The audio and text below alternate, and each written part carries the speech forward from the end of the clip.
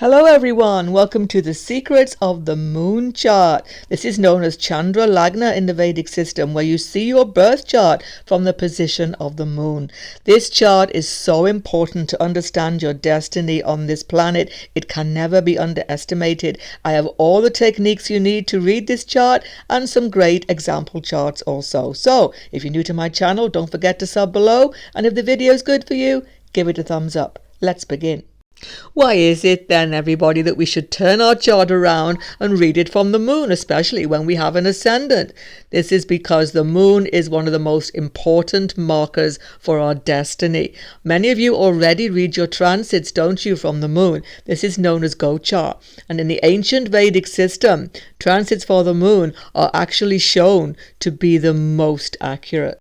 We can also look at Mahadasha from the position of the moon, and it's so important to do so. In fact, it is said that looking at Raj yogas in your chart, that you may see great yogas that promise so much in your life just from the Lagna, is not sufficient.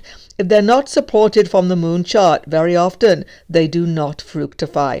So this chart is of the utmost importance for our destiny. It's strange that in the Western system it's given almost zero importance. In that system it's a solar chart, or the sun chart, Surya Lagna, which is given prominence. But the Surya Lagna is a spiritual chart and does not help us really to understand so much of our destiny on this earth. Let me show you why, by looking at the triangle of existence. Here it is. I'm sure it's familiar to you all. The tripod or triangle of existence. Your ascendant, your moon, and your sun sign. I'm sure you all recognize this. From whatever system of astrology you have come, you will recognize that these three markers are the most important factors in the birth chart from which you see your karmas. But do you really understand what they each represent? The sun is, of course, the Atma, or the soul, which is you, your consciousness, yourself. Without the Atma, your body would immediately drop dead. When the Atma leaves the body is finished. So basically, the Atma is a pure spirit being, part of the Supreme, keeping every living being alive. Life comes from the spirit, not from the body. So this Atma is simply witnessing your life. The sun is not really interested in this material Maya, this illusion which we are all living. He is not interested in our karmas. He is simply a witness to our life.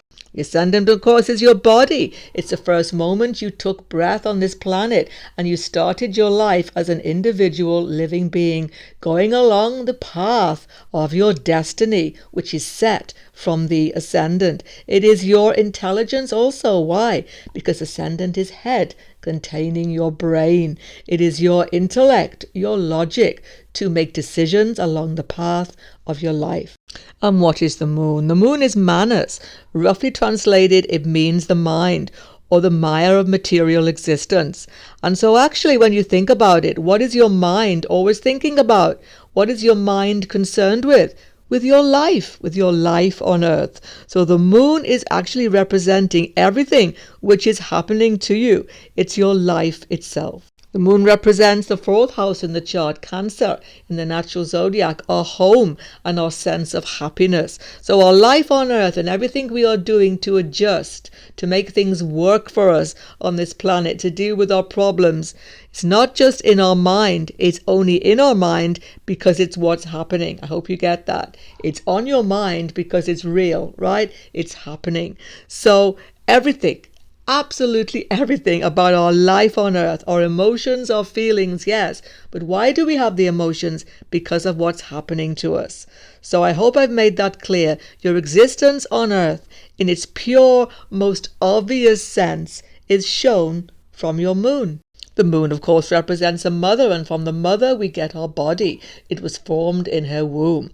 Therefore, the health of our body, the longevity of our body, all of this is very much seen in this moon chart. So all these charts are important. Surya Lagna for our spiritual development. Moon, as I say, for all the factors relating to our health, well-being, attainment of our desires in life. But all of these charts must be related backwards to the ascendant chart in the end. We must relate the placements in Surya Lagna and Chandra Lagna to the ascendant chart, as I'm going to show you. The ascendant is, of course, our karmas and our destiny. With this perspective in mind, everyone, let's begin our exploration of Chandra Lagna, or the moon chart. First thing you need to do is to draw the chart by putting the moon in your birth chart in the first house and putting all the planets as they are placed from the moon. You can just turn the chart around actually, but it's far better to draw a new chart as I'm going to show you. Let's begin with the favourable houses from the moon. The moon is of course controlling the tides, as we all know, and the moon chart reflects this very, very strongly. The planets that are placed in these houses, the 12th from the moon, the 2nd, the 6th, the 7th and the 8th house from the moon, are like the tides, bringing the resources and support you need in life. So we're not looking at planets with the moon in the same house, but the 12th behind the moon gives you support, and the 2nd house from the moon gives you resources. The 6th, 7th and 8th are like the high tide, pushing all the things you need in life towards you to attain your desires. It must be obvious then that the more benefic planets you have placed in these houses, the more support is obviously and easily and harmoniously coming to you. The more resources, the more opportunities are opening to you in this life.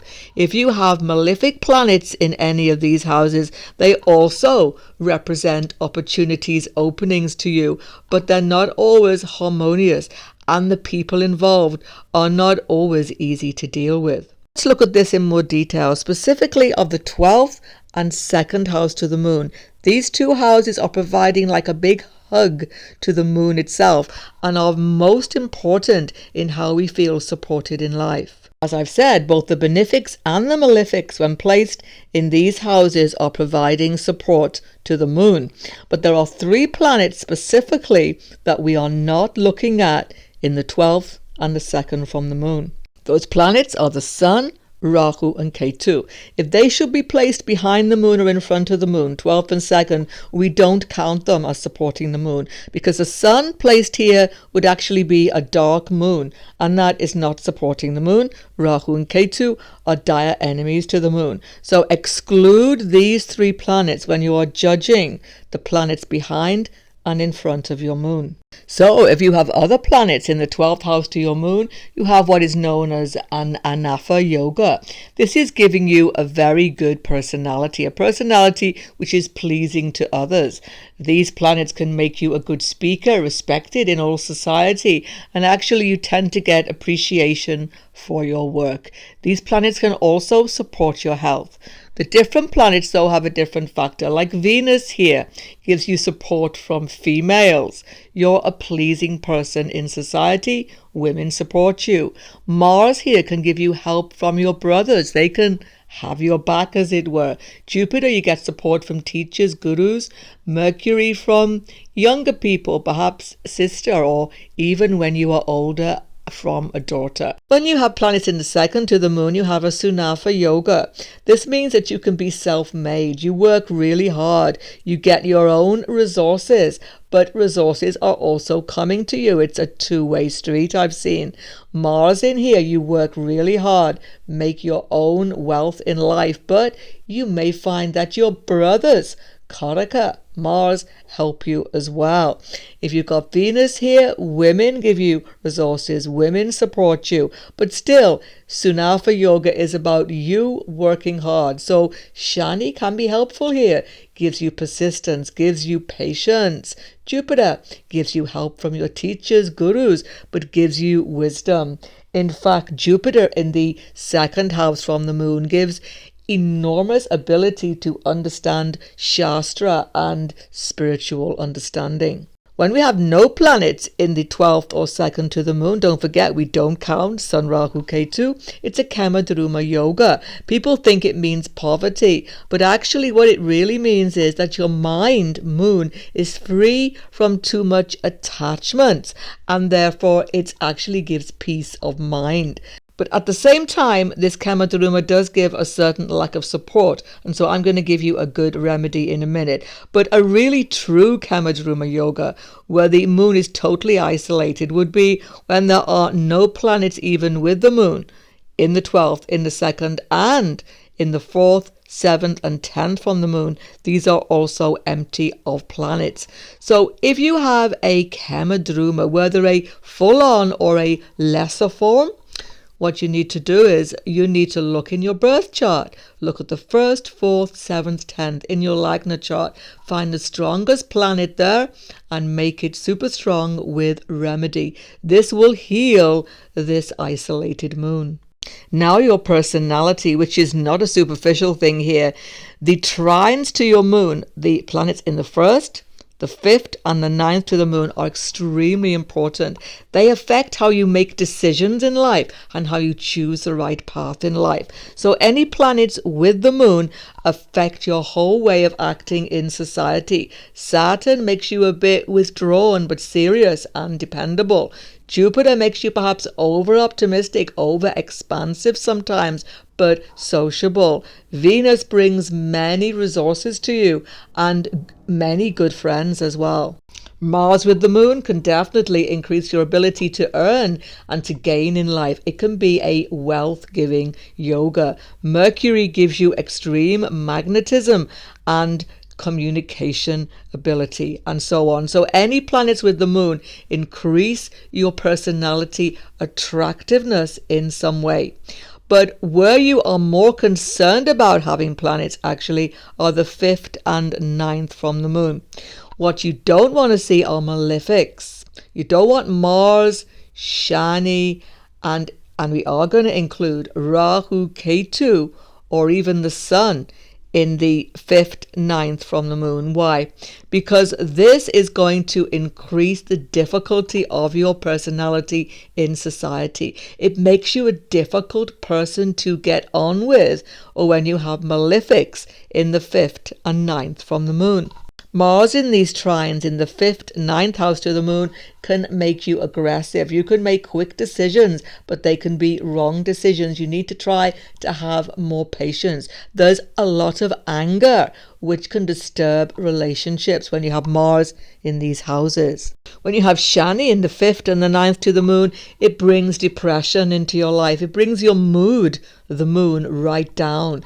From a materialistic point of view, this placement of Shani, 5th and 9th to the moon, can even make you antisocial at times and a real melancholic, overseeing the dark side of life. But actually, from a spiritual point of view, it's desirable because it gives you a realistic and honest appraisal of this Maya of reality. You are not taken in by what you see in front of you.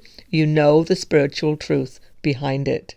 Of course, conversely, when you have benefics like Venus, Jupiter, Mercury in the 5th and 9th to the moon, it's favorable. Mostly it's going to bring you out into society in a favorable way. It's going to give you a pleasing personality and it's going to draw people easily to you. Next, the houses from the Chandra Lagna or moon chart. Now, the houses have the same basic meaning as in your birth chart, but there are specific extras that you read in each of the houses, as I'm going to show you. And more specifically, there are very important readings from the 4th, 7th, and 10th, which give indications about home, relationships, and career. So the 1st house from the moon, of course, contains the moon. It's your place in society. It's your confidence to act out in human society, shown by the moon sign and the planets. Don't forget the tattva of the moon. The actual elemental tattva, like fire, earth, air, or water, will have enormous influence, like fire sign moons, Aries, Leo, Sagittarius, such confidence to act out in society. Water sign moons, Pisces, Cancer, and Scorpio, are very sensitive to other people. The earth sign moons, Gemini, Libra, and Aquarius, are excellent moving in society, excellent communicators with all sorts of people. And the earth signs, very ambitious to make the most of opportunities in society. The 2nd from the moon, as well as the normal resources coming to you I've been talking about on the video, it shows your professional associates, those who help you in your job, people who support you in your professional and workplace activities. 3rd house from the moon specifically relates as well as to siblings and all the normal 3rd house things like communication. It also represents your local neighborhood very strongly. Do you get on with your neighbors? Are they supporting you? Malefics here show maybe not. and benefics show that they will. Also look to the Lord of the third house to see how much trouble or not you will have in this regard. The fourth house from the moon has enormous importance, being in a way the house of the moon itself. Its natural home is always in the fourth house. So the mother and your intimate relationship with her is clearly shown. Malefics here disturb the relationship with the mother. Benefics help considerably. The ruler of the fourth house in both this chart and in the D1 chart show you so much about the support of your mother and the circumstances of your early childhood. But this is also your country of birth. Should you stay here? Should you leave here? Are you happy? When there are malefics here, you are not so happy in that place. Indeed, when the ruling planet of the fourth house from the moon has gone into the 12th house in this moon chart, or indeed has gone into the 12th house in the D1 Lagna chart, it's a very good indication that you will actually have foreign residence. The fifth house from the moon, in addition to the normal configurations of children, education, and wisdom in your life, it shows support coming from your mother, the resources that your mother or even your mother's family may bestow on you. The sixth house being one of the high tide houses, 6th, 7th, 8th, I've just described in the video. Benefics are enormously helpful, 6 from the moon, for your health. And although they may give overindulgence depending on the sign and the aspect, they are generally good. Even malefics, though, can help you. What you should always do is check the Lord of the Sixth in this house and in the birth chart again to see if it is afflicted or strongly placed. All of these things can help your health. And of course, the sixth house represents, particularly in this moon chart, servants, people who help you domestically and at work. In other words, people who work for you. How helpful are they to you? Benefics are going to help. The seventh house from the moon is the beginning of all relationships. Please note this. It's not the actual ongoing relationships or spousal relationship, but it's how you meet your spouse, how you meet business partners, how you meet close friends. It's how people who join you on your journey in life come into your life to begin with. So when you have benefics in the seventh house to the moon, like Venus, Jupiter, even Mercury sometimes, you have good circumstances when you meet new people. They come into your life through helpful circumstances. So you've got Jupiter here. You can meet potential mates, friendships, close friends, etc. Anybody in spiritual settings, in religious organizations, or while you are traveling abroad, because Jupiter represents foreign land. The Karaka significance of planets in this house also shows who can be important in bringing you together with a relationship. Mars shows brothers, cousins, obviously, Mercury sister, or friendships.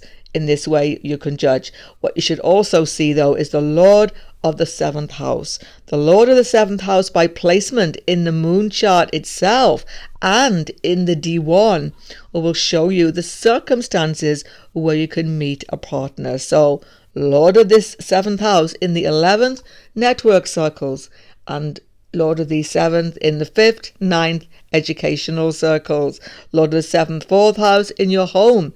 Family environment is where you meet potential partners. The 8th house from the moon has so much to tell you about the sustenance of your relationships.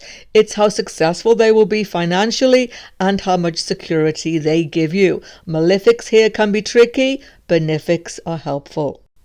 Once again, if there are no planets actually in the 8th house, look to the Lord of the 8th and the placement from your moon and from your Lagna also. And you can judge in that way how successful relationships will be. The 9th house shows those who aid you to getting work and circumstances that aid you to get work. Mars here, activity helps you. Brothers may help you. Venus, social life, networking may be helpful, and so on. The 10th house, your career, and in fact the career which society, which is the moon, supports you in. It's a very important distinction. You may want to do a certain job. You may have certain aspirations, but if society doesn't support you in that, if there is no support coming to you from society to do that job, you won't be able to follow that career. So the moon chart shows how you are successful within society, and therefore 10th house from the moon is very excellent to judge what you actually end up doing. So a very in-depth analysis has to be done of the 10th from the moon. First step is the sign itself. That can often give you key clues. What does a sign represent by Kataka significance? That may show you the area. Planets in the house definitely guide you. Benefics certainly open up the opportunities for you. Malefics show hard work and even barriers, but still show opportunities. People represented by any planet in this house will certainly aid you towards your successful career. If there are no planets in the house, look to the Lord of the 10th from the moon. So either way, let's say you've got Jupiter in this house or lording the house, then teachers, gurus, people who have knowledge, they will support you. They will open the doors for your career. Your career might even be in those fields. Mars here, there may be active career in physical work in some way, engineering, etc. All of those careers represented by Mars. Venus, public relations, all of those factors, or women are opening up the door for success in your career. One important thing to see, a very special factor here. If the 10th house lord in your D1 chart has gone into the 8th house or the 12th house, that's the 10th lord from your moon, in your D1 it has gone into the 8th or 12th house, you are far better off working in a foreign land. That is where your success will be.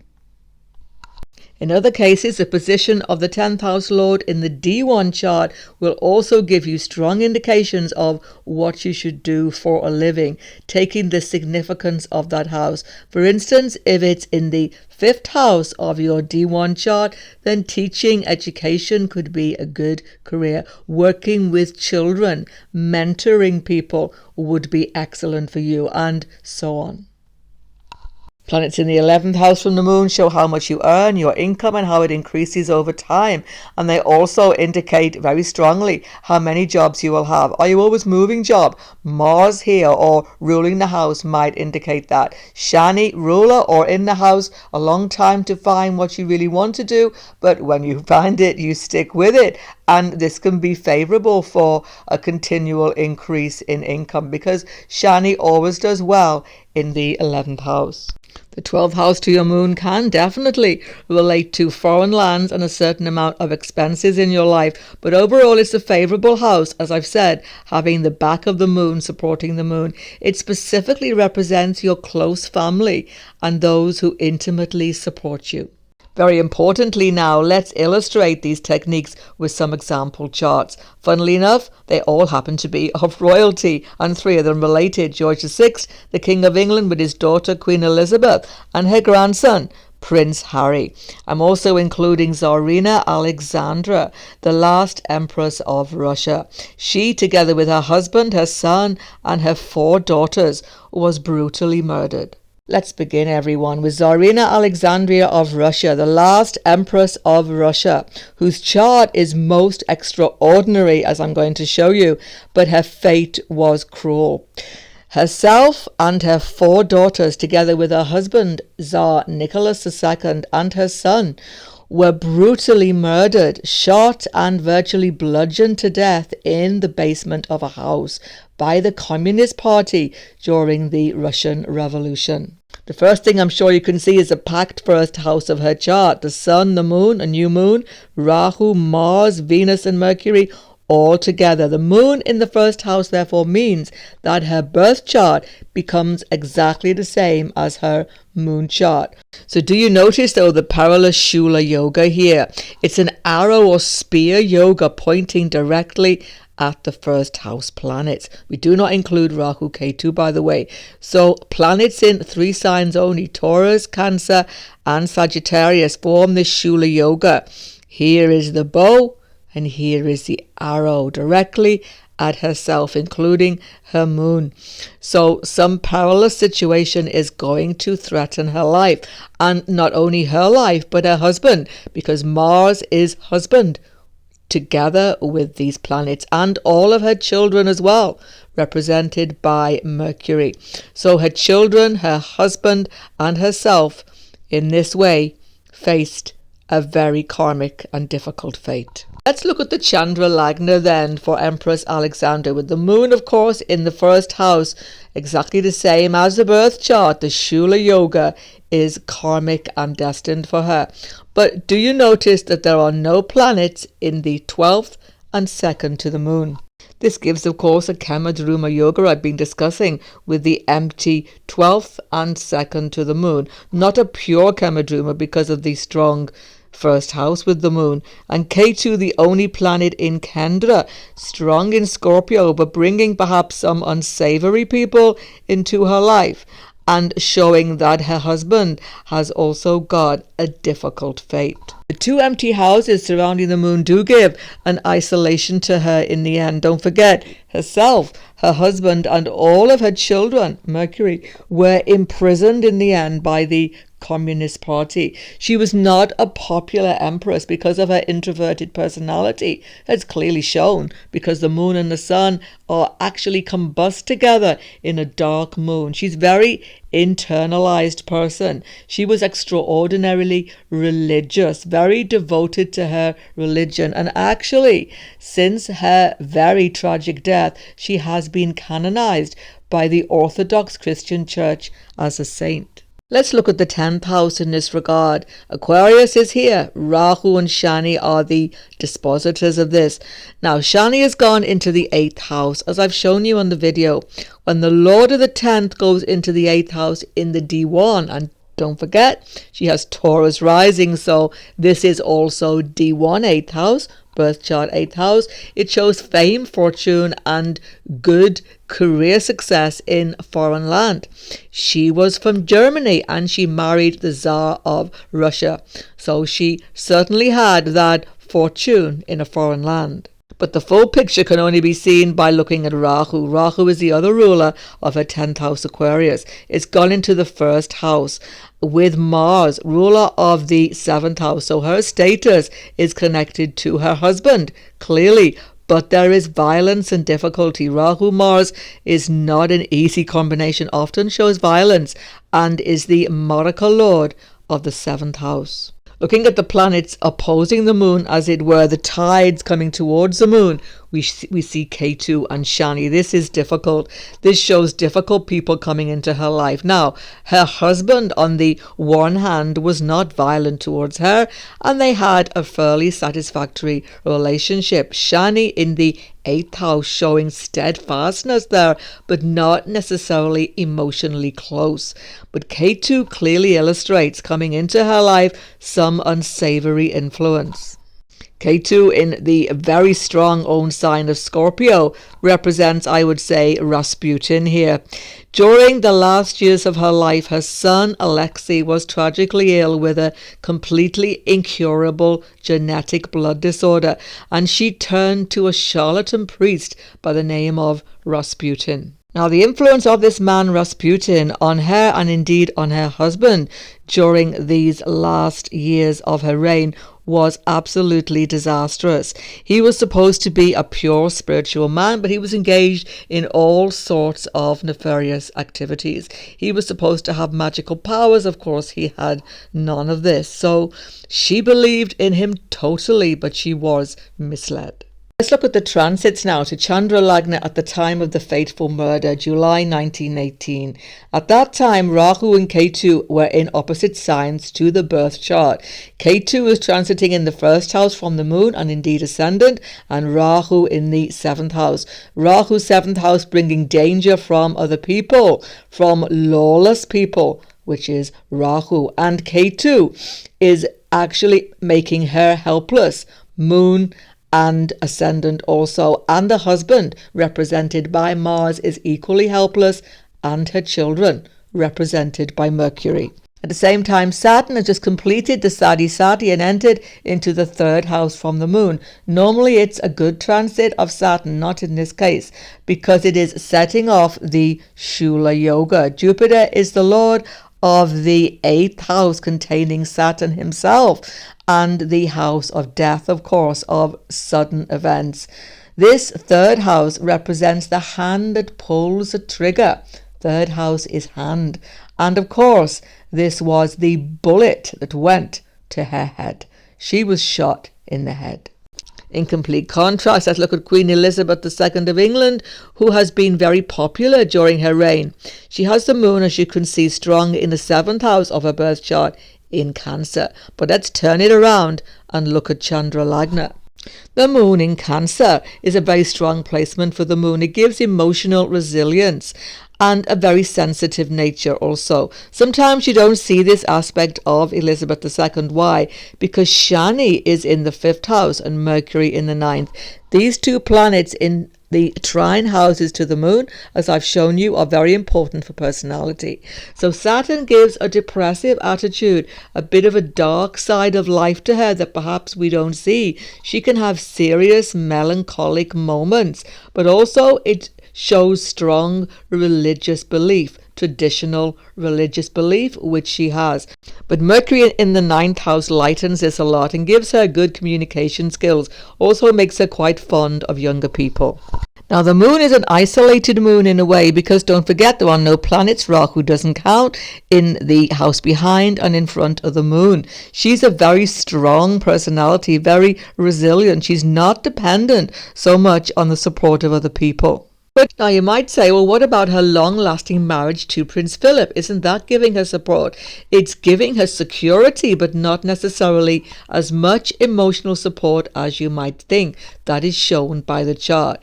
Her marriage, of course, is shown by Mars and Jupiter in the 7th house, how she met her husband. And it's exactly what happened. She met and actually fell in love with her husband at a Royal Naval College when she was visiting, and he was too. Jupiter represents places of learning, and Mars is of course about warfare, so a Royal Naval College could not be more clearer than Mars Jupiter. And indeed she started to correspond with him during the Second World War, represented by Mars. Of course, the character and nature of her husband is also shown by this Mars Jupiter. He was a very physical, sporty man and a navy man, and Jupiter, of course, gives him that extraordinary sense of humour.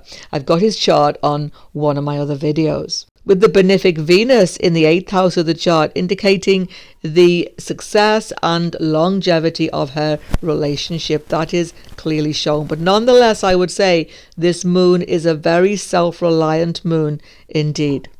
Of course, as far as her status and career, if you like, in life, it's really clear, isn't it? Couldn't be clearer. The sun is the king, is the ruler, is the monarch. It's in the 10th house of her chart, exalted in the sign of Aries. By the way, sun is multricone in Aries as well as at home here. People think sun is at home in Leo, but sun is the king and Leo is the jungle. For human beings, the sun is at home in Aries. So this is actually shown from the school of Pandit Sanjay Rath, by the way. It's clearly shown here who she is. She's the monarch. Make it more personal to her, though, let's confirm by the Lord of the 10th house, which is Mars. In her birth chart, Mars is in the 1st house with Jupiter, showing that this is a personal thing, that this rulership is coming to her. Let's look at the transits now. Don't forget, Chandra Lagna transits are so important. Shani is in the 7th house from her moon, currently in Capricorn. She has had the death of her husband recently. And Shani will go into the 8th house from the moon. Astam Shani, a very dangerous and difficult for the health transit next year. But is only there temporarily, after which he will finally go into this house in 2023. So the next years could be quite serious and challenging for her. Let's look now at the chart of George VI, the father of the present Queen. He had a debilitating stutter and was the subject of a fairly recent film called The King's Speech. You may have seen that. And actually, he had a very short and fairly successful reign. And the most important factor of his whole reign was, in fact, as everybody has commented, his extraordinarily close and supportive relationship with his wife, without which it was said he could not have gone through with almost anything he had to do. Let's see. George has the moon in the sign of Scorpio, an introverted personality, once again with the sun like the Empress Alexandria. He is an introvert. He's not a person for outer social life. Notice the empty quadrants to the moon, except for the karmic Rahu Ketu. The 10th house of his chart contains Leo, the house of the king. Notice that Lord has come unto himself, close to the moon. So the kingship has come to him, but not willingly. It's come because of a loss. The loss of the previous king, which was going to be, of course, his elder brother. Notice that the sign for elder brother is Virgo in this moon chart. This has come also into the first house, configurating here with the moon, sun, Mercury. So basically, the abdication of the king led to him taking on this burden, and it was a burden to him because of his introverted nature. The house of speech is the 2nd house of the chart, which also represents those who help you professionally. It's 8 houses away from its own position in the 9th house, showing some great difficulty. I haven't marked it here, but Jupiter is actually retrograde in Cancer. This means that it loses its exalted position and acts like a debilitated Jupiter. So great difficulty with his speech communication is certainly shown. However, as I've shown you on the video, the 2nd house in the moon chart indicates those who help us professionally. So Jupiter represents these people. Going into this 9th house, it shows teachers, and he had a very special speech therapist actually who gave him extraordinary help and helped him to actually make the necessary speeches, etc., as shown in that film that he had to make as the King of England. But perhaps the greatest help and support has been commented on so many times that King George VI had was from his wife Elizabeth Bowes-Lyons. The 7th house of the chart is ruled by Taurus, and the ruler, Venus, has gone into the 12th house. And Anafa yoga, as I've shown you on the video, a tremendous lot of support and help. She completely has his back. Venus is in own sign Libra with exalted Shani. So a total rock of support to him, without which it is said he could not have even continued with the job. Finally, very much in the news now, the grandson of the Queen, Prince Harry, married to Meghan Markle, living in America. His extraordinary chart, actually, with Jupiter rising in Sagittarius, Venus in the 10th house, has much pleasantry to it that you couldn't imagine what we're going to see when we turn it around and we look at the moon chart. It's Aries rising with this powerful moon. Notice no support around it though. I'll be coming back to that. Personality wise, Mercury and the Sun showing he likes to be with young people. He's known to love children in a very special way. And the Sun giving him quite a strong ego here in Leo. Jupiter, strong in own sign. He is an optimistic and happy-go-lucky personality still. That is shown. But emotionally and relationship-wise, what's happening? The moon in Aries is emotionally isolated then, with no support from the 12th or the 2nd. As I've shown you, Rahu doesn't count. And it's virtually a Kemadruma yoga. Why? Because apart from Shani being here, there are no other planets around the moon or with the moon. But unlike his grandmother, the Queen, who has his strong moon in Cancer, this moon in Aries is agitated and angry by this situation. It is looking desperately for support and stability.